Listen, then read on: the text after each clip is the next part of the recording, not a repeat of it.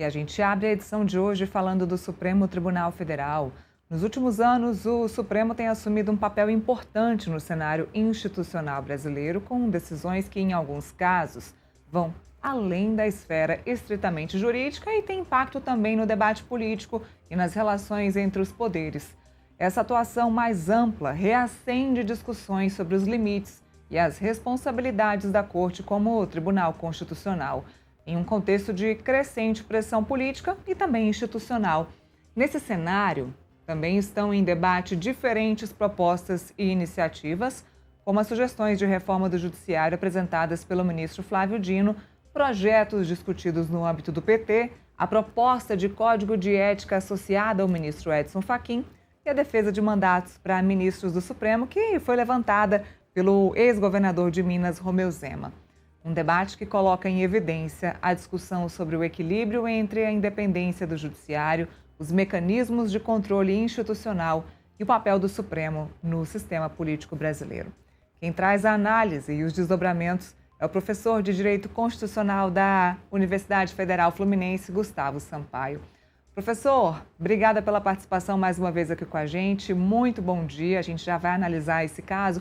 Ontem, o ministro Gilmar Mendes já deu aí a sua palavra, já explicamos aqui o assunto e reacende esse cenário político que a gente vive no momento. O Supremo Tribunal Federal sai ali da seara constitucional, de ser um mero julgador, né? A Suprema Corte, o tribunal maior e mais importante do nosso país, na seara constitucional, emitindo aí os seus pareceres políticos, as suas opiniões, os ministros que muitas vezes usam o próprio pleno para emitir ali as suas opiniões. Estamos aí num ano eleitoral e a gente vê o próprio ministro Gilmar Mendes jogar aí faíscas para o governador Romeu Zema, que vem se aproveitando das falas do ministro Gilmar Mendes para crescer, para alimentar a pauta eleitoral dele próprio, para crescer ali na direita. E eu queria ouvir a sua análise sobre isso. Estamos num país onde a Corte Constitucional emite opiniões. Isso é certo? Isso é errado? Tem certo e errado nisso, professor? Bem, bom dia a você, Neila, bom dia a todos no Portal Metrópolis. Não, tem erro sim, certamente, não de hoje, de muito tempo. Eu tenho diagnosticado, sabe, Neila, que nos últimos 18, 20 anos, é a apuração que faço, o Supremo Tribunal Federal começou a assumir a vanguarda de certos debates nacionais, julgando questões relacionadas a grandes dissensos morais da sociedade, controvérsias, desacordos morais importantes, que foram colocando o Supremo Tribunal Federal na condição de um ator político. Veja, isso por si só é objeto de discussão entre os especialistas em direito, sobretudo em direito constitucional, em torno de se o Supremo pode ou não avançar sobre todos esses espaços, mas nada se correlacionava ao que está acontecendo hoje. A participação de ministros do Supremo Tribunal Federal em debates acirrados, debates verbais acirrados, com membros de outros poderes, com figuras da política nacional. E isso sim, isso já não é mais sequer ativismo judicial. Isso é algo que tem que ser levado à nossa observação crítica, Neila. Por quê? Magistrados, juízes, eles devem assumir uma postura absolutamente diversa da postura assumida por deputados e senadores, governadores, ministros do Poder Executivo, que são políticos por excelência. Os magistrados devem adotar uma postura sempre de comedimento, de autocontenção, mesmo, Neila, para concluir, mesmo quando eles são ofendidos. Se eles forem ofendidos, como qualquer cidadão, podem tomar medidas processuais, por exemplo, oferecer uma queixa-crime por crime contra a honra, mas não usar os microfones da República, a tribuna do debate político, para entrar num ambiente de colisão, um ambiente de disputa política, porque isso depõe contra a imagem do Supremo Tribunal Federal e, acima de tudo, a imagem do próprio Poder Judiciário. Então, eu acho que esses ministros mais falantes, eles precisam adotar uma postura de comedimento, autocontenção, segurar as palavras, para quê? Para arrefecer os ânimos. Um dos papéis do Poder Judiciário, talvez o seu principal, é solucionar conflitos, apaziguar os ânimos, acalmar as coisas e não acirrar controvérsias. Professor, sobre essa fala do ministro Gilmar Mendes ontem, em que ele citou aí a questão da homossexualidade ao se referir ao Romeu Zema, em que ele diz, olha, o ex-governador Romeu Zema fez essa brincadeira aí com os fantoches, extrapolou um pouco, foi além da conta aí na brincadeira que ele quis fazer com os fantoches aí, se utilizando das falas dos ministros do STF. E se eu, enquanto ministro, quisesse fazer uma sátira com o Romeu Zema falando que ele é homossexual, nessa fala do ministro Gilmar Mendes, isso aí poderia acabar prejudicando o ministro na justiça? Se alguém quisesse, se o próprio Romeu Zema quisesse entrar com uma ação contra o ministro Gilmar Mendes, isso seria possível? Veja, Neila, em tese, sim, isso seria possível, mas aí você toca num ponto nevrálgico, num elemento fundamental do debate contemporâneo no Brasil em torno do Supremo Tribunal Federal. Do que eu falo? O Supremo Tribunal Federal é a corte maior da República, é a mais alta corte judiciária do país. Num país que, além de mais de 14 mil magistrados de primeira instância, tem também 94 tribunais acima da primeira instância, entre os tribunais de apelação, como os tribunais de justiça dos estados, os tribunais regionais federais, os tribunais regionais do trabalho, os tribunais superiores. São 94 tribunais judiciários. Desses 94, 93 são submetidos, por exemplo, à fiscalização postural do Conselho Nacional de Justiça, esse grande órgão colegiado administrativo dentro do Poder Judiciário que controla a postura dos juízes. Mas, Neila, só um tribunal escapa ao controle do próprio Conselho Nacional de Justiça. Que tribunal é esse? O Supremo Tribunal Federal. Os juízes da Suprema Corte são os únicos no Brasil, os 11, a não se submeter ao controle do Conselho Nacional de Justiça. Aí você segue na sua indagação. Mas pela prática de crime, podem ser julgados? Podem. Podem ser julgados onde? No próprio Supremo Tribunal Federal por crime comum ou no Senado da República por crime de responsabilidade.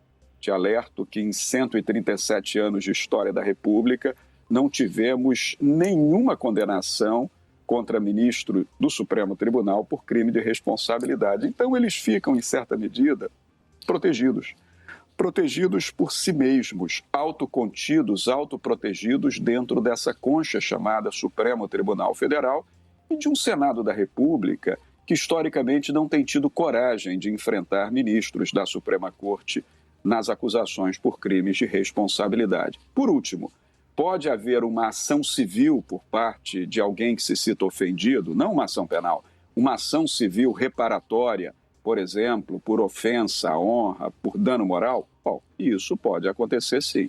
Perante o Poder Judiciário, até em primeira instância, pode ser movido uma ação de responsabilidade civil, por exemplo, por dano moral, por quem se sentir ofendido, Neila. São essas as possibilidades, mas pelo que você percebe, possibilidades muito tênues em chance de ocorrerem na prática.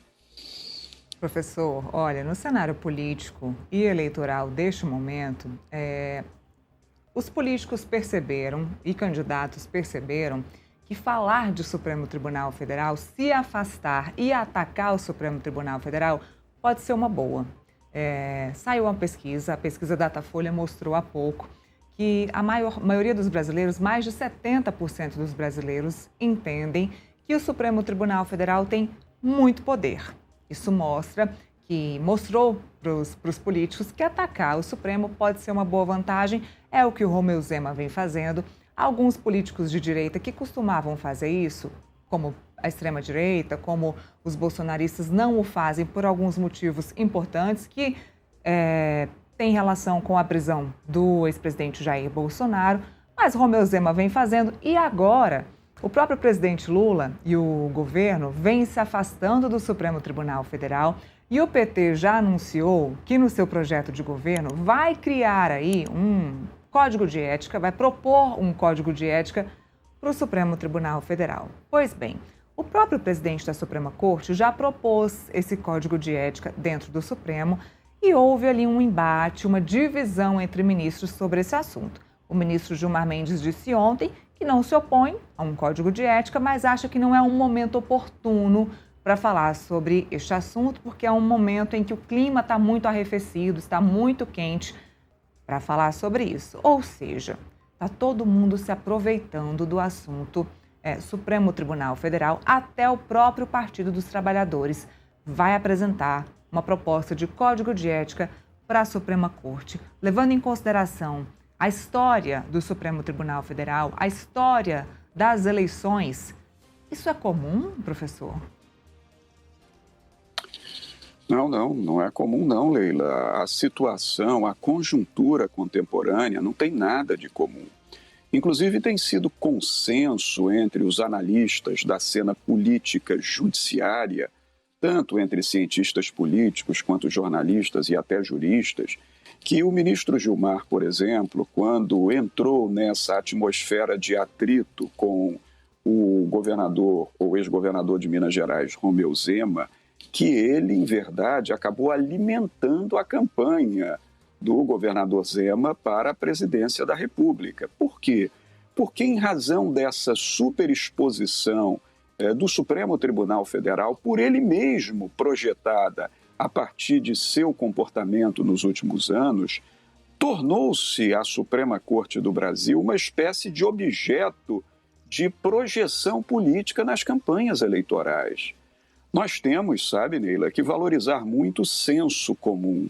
E conversando com pessoas nas ruas, eu sinto que há um ânimo extremamente crítico em relação à imagem do Supremo Tribunal Federal no Brasil, sobretudo depois de revelações de fatos ocorridos, de relações entre ministros e atores do setor privado, empresários, banqueiros. Isso tem gerado uma tonalidade crítica muito forte na sociedade civil contra o Supremo Tribunal Federal. Então, o Supremo Tribunal se tornou uma moeda de campanha eleitoral. Isso é muito ruim. O Poder Judiciário é um poder de arbitragem, é um poder de mediação, é um poder, acima de tudo, de solução de conflitos, um poder de moderação. Quando ele se torna objeto de disputa política em eleições, isso vai muito mal.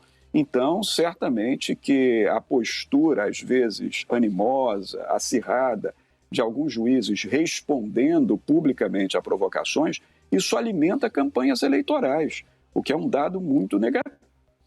E no que se refere a um possível código de conduta, bem, Neila, como eu já acabei de falar, como o Supremo Tribunal Federal é o único tribunal insubmisso a um controle do Conselho Nacional de Justiça, é um poder infenso ao controle do CNJ, fica bem haver um código de conduta.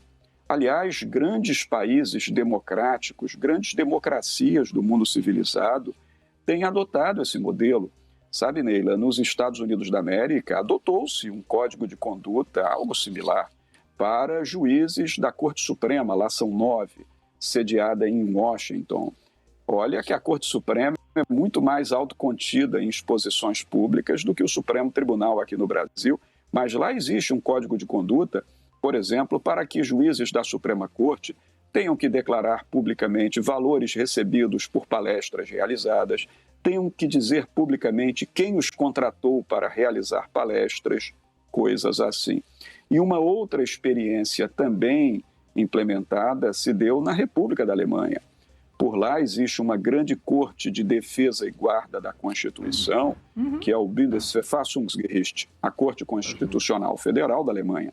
Também existe um código de conduta balizando a vida e a obra dos membros dessa corte. Então, eu creio que um código de conduta no Brasil não geraria nenhuma perda, só teria elementos a ganhar para não impedir que ministros do Supremo Tribunal Federal façam palestras, conferências. Claro que não, é bom que façam, estimulamos que façam, mas que digam quem os convidou, quem os contratou, quanto recebeu, aonde foram essas palestras, para que haja transparência máxima e para que a sociedade brasileira possa recobrar a confiança nas suas instituições.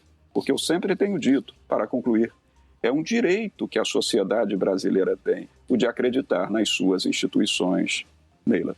Transparência, doutor Gustavo, é o mínimo que a população brasileira espera e isso está previsto para todos os poderes, legislativo, executivo e judiciário. Doutor Gustavo Sampaio sempre dando uma aula aqui para mim e para quem nos assiste. Muito obrigada mais uma vez pela explicação aqui para a nossa audiência. Muito obrigada. Satisfação minha conversar com vocês sempre no Portal Metrópolis. Bom dia para você, Leila. Bom jornal, bom dia a todos. Até a próxima.